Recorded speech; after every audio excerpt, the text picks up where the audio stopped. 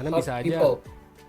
orang That's yang from udah Misalnya beli asuransi nih, because itu it's bisa aja called kan more. dia kena penyakit For dan akhirnya for harus example, bayar puluhan juta, tapi akhirnya nggak usah bayar. Nah itu yang sebetulnya gue seneng I'm banget sih actually kalau really ngeliat yang kayak happy gitu. about Nah ini when salah satu contoh when nih I side see hustle something yang like that. gue ngelihat lagi Well, menggeliat sekarang. one Itu example adalah jadi that agen thing asuransi.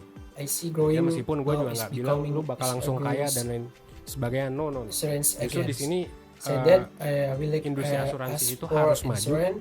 karena We have Indonesia to butuh progress proteksi. because Apalagi kita kan Indonesia banyak bencana alam need lah, banyak penyakit lah protective. di negara Moreover, tropis kan. a lot Nah jadi salah satu natural yang belum tumbuh tuh distant. industri asuransi. Oke, jadi balik lagi ke tema ya. Buat Okay, lu yang ngelihat sekarang skor PISA so rendah back ya to memang the mungkin times, rendah ya karena ekonomi masih PISA rendah, score is mungkin low, rendah juga yours karena memang kita belum low, semaju gitu. Tapi maybe dengan is kita bareng-bareng low, untuk majuin berbagai macam industri di Indonesia. working Salah together satunya adalah industri to finansial dan asuransi. industrial Menurut Indonesia. gua sih pasti In Indonesia my nanti opinion, kedepannya bakalan the jauh lebih financial maju. Mungkin sekian dari gua. Semoga video kali ini definitely bermanfaat much, ya. Gua Evan di 1%. Well, Alpha. thanks. I hope this video use I'm 1%. Thank you.